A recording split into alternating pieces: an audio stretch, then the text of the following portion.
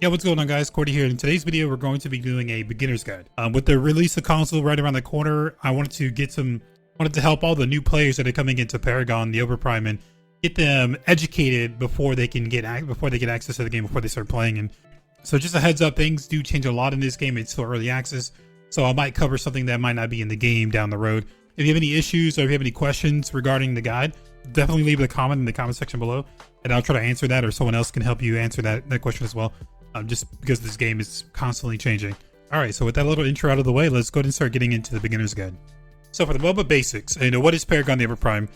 Paragon The Overprime, it's a remake of Paragon. It's from Epic Studios, the same concept of a MOBA. You have a landing phase, you have objectives that you need to take, you have towers, you have an inhib. In Paragon's case, you have an inhib that you need to destroy, and then the end game is getting to the enemy's core, defeating that enemy core to achieve victory. So a pretty standard MOBA concept of a game, with a little bit of things that are different compared to other MOBAs. So now let's go over roles. In a standard MOBA, you have five roles. You have your support, you have your carry, you have your mid laner, you have your jungler, and then you have your solo laner. So first, let's look into the support role. Supports are exactly what they say in the title. They're support. They're there to help the team. Your abilities are going to evolve around helping your allies. You have, stuns, you have healing, you have slows, you have shields, anything to help support your team. That is going to be the main role of a support. So for supports, we have Richter, Mako, Decker, Narbesh, and Muriel, and Steel. Some of these characters, it is early access, so some of these characters can be played in different roles. But the idea is there. You're more on the tankier side, and your abilities don't hit as hard. You don't do a lot of damage, but you are able to provide those abilities to help keep your team alive and ultimately helping your team win those team engagements, those team fights. All right, next up we have the Ranger class, aka the ADC, aka the carry. They go by many names here, but in this game, Paragon The Overprime, we're going to call them Rangers. For the Ranger class, we have Drongo, Wraith, Revenant, Murdoch, Twinblast, and Sparrow. The Rangers are pretty basic characters. These heroes are mainly going to rely on their basic attacks for damage. You want to farm really hard, you want to get items online. The later the game goes, the more effective these heroes become. Hence the word carry, right? You want them to get to late game, that way they can help carry the game. They'll be the ones usually in the higher department of damage. You'll want to focus on getting your items online, using those items with your basic attacks to try to do as much damage as you can to the enemy team, to the objectives, as well as the towers and inhibs and ultimately the core. That is your main priority as a ranger. So next up, we have the casters. For the casters, we have Grim, Iggy and Scourge, Howitzer, Gadget, Faye, FaZe, Gideon, and Belica. So for the casters, it's going to kind of be the same concept as a ranger. You're going to have that late game damage. That is your goal, is to bring damage to the team.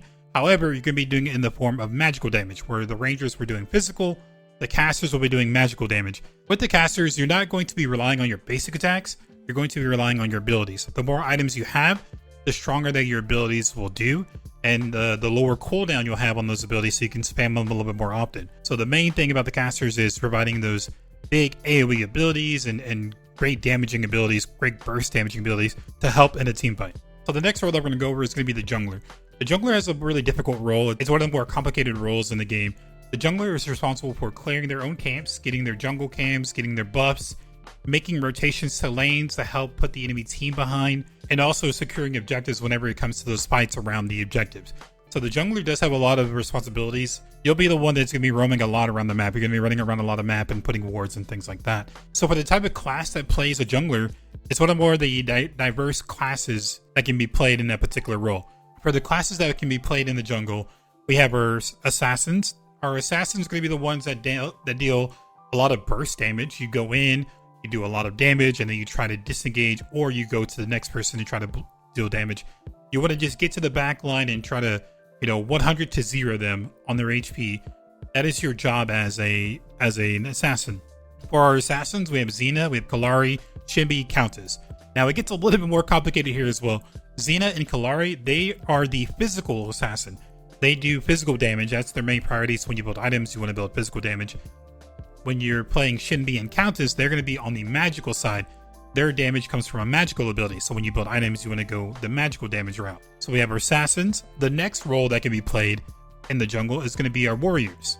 The warriors are kind of like the middle ground. They can do damage, but they can also be tanky. They don't do a lot of damage compared to the assassins.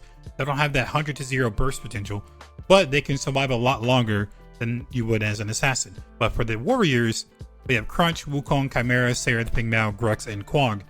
Again, these are more on the tankier side. So when you build them, you want to build a little bit of hybrid. You want to have some damage as well as tankiness, where on the assassins, you want to just go full on straight damage. The next class that can be played in the jungle is going to be the tanks. Again, the jungle, it's a very diverse role. A lot of heroes can be played in this role effectively.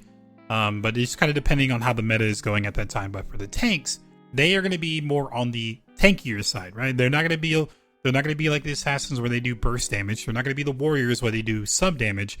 The goal for the tank is just to be a tank. You want to build them full on tankiness and be able to absorb damage while also providing CCs. So for the tanks, we got Adele, Greystone, Aurora, Rampage, and Sebrog. So again, the jungle, it's a little bit more diverse. It's a little bit more complicated. But once you kind of get the padding down, then you can start experimenting with, different types of characters, classes that can be played in those roles. And finally, we're going to have our solo laner, another more complicated role as well. Not complicated in the sense where you need to run around the map a lot, but more complicated in the type of heroes that you'll be playing or play against that role. The solo lane is basically what it says, solo. You're usually there, you're going to be in 1v1 matchup with the enemy laner. You're not really going to see a lot of rotations from the enemy jungler. You are there just to get your farm, rotate to team fights, rotate to objectives, and try to provide that early pressure, early dominance that you have. The more common roles, the more common classes that are played in the solo lane are going to be your tanks and your warriors. You will see, people playing casters, rangers, assassins in that role, but ideally you want to have that frontliner to have a balanced team. You want that solo laner to be a tankier target. So warriors and tanks are going to be the preferred roles that you want to play in this. And again, going over the tanks, we got Adele, Greystone, Aurora, Rampage, and Sebrog. Those are more ideal for that role. And then the warriors will have their Crunch, Wukong, Chimera, Seraph, Pingmao, Grux, and Quang.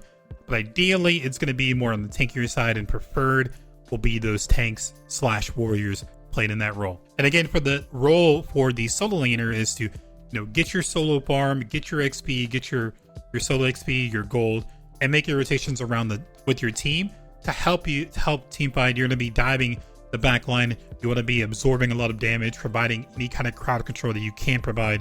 But the goal is just to be there to absorb a lot and allow your team to be a little bit more safer, allow your backliners to be a little bit more safer. All right, so now that we got the roles taken care of, I know it's a lot to take in, but what I do recommend is picking one character per role and just playing that character over and over and over to get really comfortable with that role. Not necessarily that character, but just with that role to understand how it plays out throughout the game. And then once you get comfortable with there, then start expanding to other heroes in that particular role. It's really important to understand the types of roles that each hero provides, just to get a better understanding of how the game plays out. And now that we got the roles taken care of and you got your heroes selected, but now let's actually go into the game, go into the map, and kind of go over what is expected between each match. So now that we're getting into the game, you picked your hero, you picked the role that you want to go to. Now we need to go over what karmas you want to pick. There's 2 karmas that you're going to be playing in the game, and they're really going to define the role that you are playing. So if you're going to go support, the karma spell that you want to be getting is going to be Scouts Ahead. This allows you to place wards, which is really important in the game. Also, it allows you to get gold whenever your duo lane partner it last hits. You don't want to be the one last hitting. Whenever you're laning with your duo partner, who's going to be the ranger, they're going to be the last hitting and you'll be getting that gold. If you don't get this item, you're going to be lacking on gold the later the game gets. So this is really important to get as a support. Second karma spell, you can really mess around with whatever you want to choose. I recommend going the recovery. It's just a little bit more safer route to go, especially if you're learning the game. So Scouts Ahead and recovery will be the main ones that you want to get when you're playing support. So pairing with that duo lane is going to be the ranger. So for the ranger, the karma spells that you want to get, the kind of basic ones, the really safe ones, is getting either teleport or blink, or the other one will be recovery and purge. One of those pairings. You want to get a blink to have a better escape if you're in a bad situation. And you want to get either recovery or purge. That way you can help with healing yourself, healing your team in lane, make it a little bit more easier for your laning phase, and then the purge will allow you to cleanse if you get hit with any kind of crowd control, so you can try to put yourself in a better spot. So for the karmas, I recommend it's going to be either blink or teleport, and recovery or purge for the rangers. For the casters, it'll be the same thing. You want to go with a teleport or kind of recovery, anything to kind of help heal for yourself. There is a little play for other items that you can go to, but as of right now, as a new player, I would recommend just kind of get an understanding of how these karmas work, and then kind of start exploring around with other karmas. But for the main thing, it's just get blink and recovery, and you should be fine in the mid lane. Next up is going to be the jungler, and the jungler has one really important karma spell that you need to get if you're going to be playing the jungler, and that's going to be the destruction. Destruction is going to allow you to do more damage while you're in the jungle and get some healing back. Also, you'll be able to secure objectives, get below a certain threshold. You can press your active to smite it to help secure this objective. So this is really important to get when you're playing the jungle. The second one, it can be whatever you want. Ideally, I'd recommend going blink. That way you can, teleport, get a little bit more distance, or disengage if you're in a bad spot. So blink and destruction are going to be the ones you want to get. Destruction is the must. If you don't get destruction, it's really going to hurt your jungle game. So destruction is a must. Same thing with support. Scout ahead is a must. Next up is going to be the soul lane. And just to be safe again, I'd recommend just going teleport and recovery. Those are kind of the basics. It's going to allow you to, engage or disengage, and recovery is going to allow you to get some health in lane as well as team fights. So just kind of go with those basics. That way you can kind of get the understanding how the game plays, and then eventually start experimenting with other builds. There's definitely other meta karmas that you can go, but as of right now, as a new player, this is what I would recommend for you. So now that we're in game, you're going to get hit with this UI. Let's go ahead and go over the UI to give you kind of understanding and what it's showing. So on the top left, it's going to be in green. You're always going to be in green on the top left. It's going to have your character portraits, who's on your team, what character they're playing, and the icon above them that is showing you some are in yellow, some are grayed out. That is going to be when the ultimate is available. So it'll let you know when your ally has an ultimate available. Next to that is going to be the health core. Whenever this reaches 0, that means you lose the game. You don't want this to get 0, or the game is over, you defeated, you're lost, GG, go next. Next to that is going to be your kills. In the middle is going to be the timer, and then on the opposite side of that, we got the enemy team. Underneath that UI, we have the spirits. Whenever someone kills a spirit, they'll get a number associated with how many spirits they've killed in that match. To the right of that, to the bottom right, we have our map UI. We'll go more in detail here soon. Underneath that, it'll give you the information of what objective is going to be coming up. Underneath that, you'll have your base stats, and underneath that, you'll have your items as well as your karmas. In the bottom middle, we'll have the abilities. The health bar is going to be in green. The mana bar is going to be in purple. And then to either side, you have our ward, and then the base, the icon to whenever you're basing. And as far as the abilities go, my button layout is going to be a little bit different from what you're probably seeing. But above that, you're going to have your abilities, and in the very center, you'll have is going to be the ultimate ability. And on the left side, this will be whenever you get any kind of buffs or debuffs, it'll show there in green or red, whether it's a buff or debuff. So that is going to be the game UI. Now let's go ahead and go through the map and kind of understanding the map itself. So for the map, in green is going to be ally, red is going to be the enemy. When you're looking at the map, purple icon is going to be a portal. That takes you to the Guardian Pit. Whenever that becomes available, you can take it and you'll teleport to the other side of the map. We have our towers. We have the green tower, the red tower, and then going down the lanes, we have our inhibitors, and at the very bottom, we have our core. In Paragon The Overprime, there's only one tower.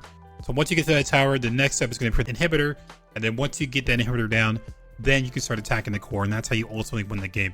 The next we're going to look at is going to be the yellow icon right here. That yellow icon is going to be the spirit. Whatever type of spirit it is going to be, it's going to be in a yellow icon. That lets you know what side of the map you need to be on as well. If you're playing in the dual lane, you want to be on that side of the map. If you're playing in the solo lane, you're going to be on the opposite side of that map. And whenever the spirit becomes available, highlight there. If it's not available yet, there'll be a timer ticking down as well. Next to that is going to be another portal. That portal is going to take you to the solo side of the map on the other side of the map. And the solo laner can take that portal as well to go through to the spirit pit. Portals are really important in the game. You definitely want to be using these portals whenever you see that it is a right opportunity to take. And then going on either side of that spirit is going to be the jungle camp. The red jungle camp is going to be with the red icons, and the blue is going to be for your mana buff. And then on the opposite side, we have the red icon. That's going to be for your power buff. And in between, we have our mid lane. To the right of the mid lane is going to be where the Prime Guardian and the Guardian Underling spawn. And on the far left is where solo lane's going to be with their single towers as well. If you're confused on where you need to go, whenever you're picking a role, the game does tell you, which is really great. It tells you whenever you pre-select your role in the lobby. But if you're having confusion where you need to be, look at the map. The Prime Guardian will be the purple. That's where the solo lane is going to be. The Spirit Guardian is going to be in yellow, and that's going to be where the dual lane is going to be. So as far as where you need to be, the roles where you need to go, the dual lane is going to be your support and your ranger. That's going to be where the spirit spawns. So you want to be on that side of the map. As you can see here, the mid laner or the caster is going to be in mid lane where you want to get your farming done. And you'll make rotations wherever you need to. And the solo laner is going to be on the far right side. In this case, where the guardian is going to be, the prime guardian, the purple, where you see here where the Kwang is. And as far as the jungler goes, you just want to be roaming around wherever you can. As you can see, my jungler is making his rotation to the dual lane to try to get a gank for us. But whatever role you're going to be picking, that's the lane or jungle that you need to be at. Next, we're going to talk about lane buffs, jungle buffs, and the objectives for Paragon The Overprime. So for the lane buffs, these are going to be for the buffs for the laners, the people that are playing that are going to be in lane. In the dual lane, we have the purple buff. This is going to provide you some mana and it's going to drop you some gold. So usually the ranger is going to be the one picking this buff. The reason being is because the gold that it provides, you want to get as much XP and gold as you can while you're playing in the ranger. So whenever this buff comes up, you want to be the one trying to contest or take that buff. Rotating to the mid lane is going to be the mana buff, the mid buff. This one is going to provide you mana instantly and it's going to give you some mana over time, and it's going to give you a little bit of gold as well. This is the mid laner is going to be the one that wants to get this. It's not for the jungle. This is a lane buff for the mid laner. That way you can just get some extra mana. That way you can spam more abilities in lane. And on the far side, going to be the solo side, is going to be the solo lane buff is going to be the green one. This one is going to provide you some health and it's going to drop you some gold as well. This one you want to be contested when you're playing the solo lane. That way you can just have sustain to keep farming in lane and have less chance of dying. Health per second over time, and it's going to drop you some gold as well for getting the kill. So these are the buffs that you want to contest while you're doing the laning phase.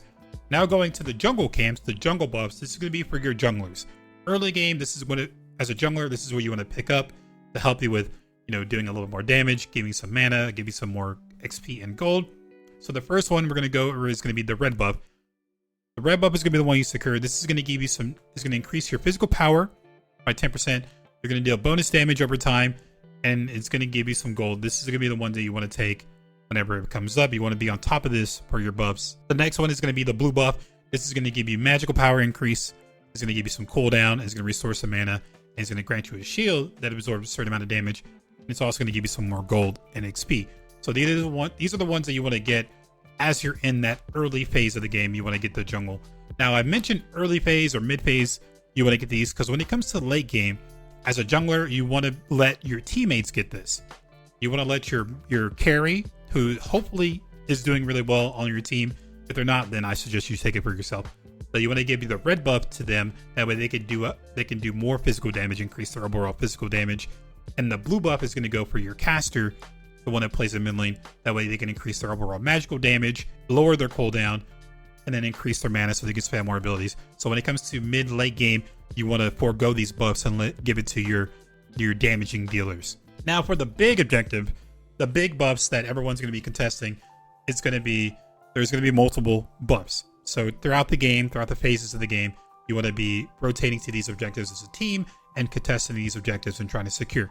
So first, we're going to start off with the Spirit. The Spirit is going to be one of 4 that's going to be spawning. It's going to be random whenever the game starts. We have the Fire Spirit, the Water Spirit, the Wind Spirit, and then the Earth Spirit. So whenever you kill this objective, you're the one securing it. The allied Teons, the minions that are running through lane, they're going to get physical and magical power and defense. The enemy structures, the enemy towers and inhibs, is going to reduce their defense, and it's going to give you a permanent buff that's going to last throughout the game for your character. So for the Fire Spirit, it's going to increase your magical and physical power by 5%. The Water Spirit is going to give you 3% missing mana and health, so it's going to give you some regen every 5 seconds. This is going to be a continuous buff. The Earth Spirit is going to give you 6% physical and magical defense throughout the entire game for your whole ally, for your whole team. And then the Wind Spirit is going to give you 4% attack speed, cooldown reduction, and 4% movement speed throughout the entire game. Now, these objectives, these buffs, they can stack multiple times. So throughout the game, whenever this respawns, if you kill another fire, if you kill 2 fires, you kill 3 fire spirits, it's going to stack multiple times over. So if you kill 3 of them, you can have 15% physical and magical power for the whole game. So these are really important that you want to contest throughout the game. You want to be on these objectives. Are really important to have control. Now, sticking with the spirits, once you kill 3 of these, then the next spirit, once one team kills 3 of these spirits, the next spirit that spawns it's going to be a combination of all 4 spirits called Spirit Scylla. It's going to have all the buffs. Whenever you slay this, you're going to get a single buff from each particular spirit. So even if you lose all 3 of them, you kill this, you'll have 4 spirits compared to the enemy having 3. So these are really important key objectives that you want to fight for throughout the game. Now moving to the other side of the map, we have the Prime Guardian spawn. We're going to start off with the underling. At 6 minutes to 18 minutes, you'll have the underling to fight for. What the underling is going to do is when you slay the underling, you'll have it in your possession and you can drop it anywhere. You can either drop it in a team fight or you can drop it on a tower to allow you to siege with that minion. This is really good to get early on in the game. That allows you to destroy towers, possibly destroy inhibs, to kind of open up the map. After 18 minutes, then the Prime Guardian is going to spawn, the big guy. This is the biggest objective of them all. Whenever you kill this objective, the whole team for 3 minutes will get a plus 45 physical and magical power, plus 30% attack speed, plus 3 health regen, plus 3 mana regen, plus 15% cooldown reduction, and you're going to deal 20% damage to towers and inhibs. So this is the big objective that you want to kill. Not only does it give you stats, but it's also going to disable the enemy towers and inhibitors, allowing you and your team to group up and destroy them for a certain amount of time. This is going to be the in-game objective. Whenever you're done with the laning phase and you start team fighting and the objective comes up, this is where you want to be to make sure that your team is the one that is securing the objective. Speaking of phases, I'm going to break down the 3 types of phases that happen during a particular match. So first off, we have our laning phase. You're going to go to your designated area, to whatever lane. If you're playing in the duo lane, if you're playing a ranger or support, you're going to be going in the duo lane. If you're playing a caster, you're going to the mid. If you're playing a solo laner, you're going to go to the solo lane. If you're playing the jungler, you're going to be farming in your jungle. During the laning phase, your priority is you're going to be farming. You're going to be last hitting your minions. In this game, whenever you last hit, this is how you obtain your gold and your experience. If you're playing a support, you're going to let your duo laner, your ranger, do the last hitting. That way, you have your karma spell. You're going to be getting some gold as well whenever they last hit. You don't want to take the gold from them. There is passive gold and XP, but it's not going to be as much as you get whenever you're farming and last hitting. So during the laning phase, the early phase is going to be your laning phase. You're just going to be farming. You're going to maybe mix some rotations to help out, but the main idea is just farming.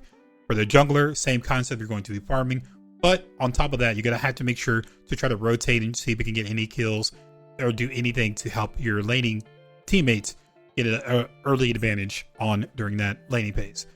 Whenever the objective spawns, this is when we're going to start transitioning into mid game. Whenever the objective spawn, you're going to start roaming outside and contesting objectives, trying to fight for objectives, start roaming around team fighting. Once those objectives are down, you're going to go back to that laning phase, get your gold, and get your farm.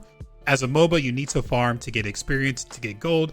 That way you can get in levels, increase your overall abilities. Also getting items to make your abilities hit harder and give you, more buffs to your character. So around the mid phase, I want to say the mid phase will probably be around, like the 10-ish mark. That's where you're going to start grouping up and start getting for the objectives. If the spirit isn't down, try to fight for the spirit. If the underling isn't down, then try to go fight for the underling. Also try to maintain that farming. Mid to late game is where you're going to start seeing a lot more grouping. The laning phase is no longer going to be there. You're not really going to be by yourself isolated farming that hard. This will usually go around like the 12 to 15 minute mark is when it starts. You start grouping, you start fighting for these objectives, you start pushing down towers, and then around end game is whenever that guardian spawns. You're no longer really laning anymore. You're always going to be grouping up as a team, trying to farm wherever you can, but you want to be grouped around these objectives. You want to be team fighting. You want to be contesting the spirits, whether it's be regular spirits or the Scylla at that point, or if it's going to be the Prime Guardian, the biggest objective of them all. You want to be grouped up around this time, putting out wards, trying to fight, trying to pick really good fights to get that early advantage whenever you start fighting around these objectives. And then ultimately, whenever you get these objectives, you're going to start pushing down, team fighting around towers, pushing down the inhibitors, and ultimately winning, killing the core to help win that game, or try to defend your core to help you from losing the game. So that's how MOBAs go. That's how Paragon The Overprime goes. But all right, guys, that is going to be it for our tutorial, our beginner's guide. I put a lot of work into this. I hope you guys really appreciate it. I hope you understand from this guide, and it helps you as you make your way to Paragon The Overprime. I'm really excited for this game coming to console. I really enjoy playing this game a lot, and getting out this information to you guys allows y'all to play better in the game, have more fun, and experience it in a better way to overall, ultimately, you know, grow the community as well. So if you guys really like this kind of content, definitely subscribe. I do a lot more of these. I'll have guides. I don't have any builds in this particular video, so if you're looking for builds, it's not gonna be in this video because it changes so often. It's really hard to stay on top of the meta what builds are, but if you do subscribe, I'll be posting, you know, vids for certain characters, certain heroes, certain roles as the game, you know, progresses, and continue to provide other information like that. But yeah, guys, that is it for the video. Thank you so much for watching this. If you liked it, man, like it, subscribe, share to your friends, share to your newbie friends, so you guys can have fun. And hopefully, whenever console and PC comes out, we can group up and I can dominate you guys. Yo, but everyone take care, and I'll catch you in the next video.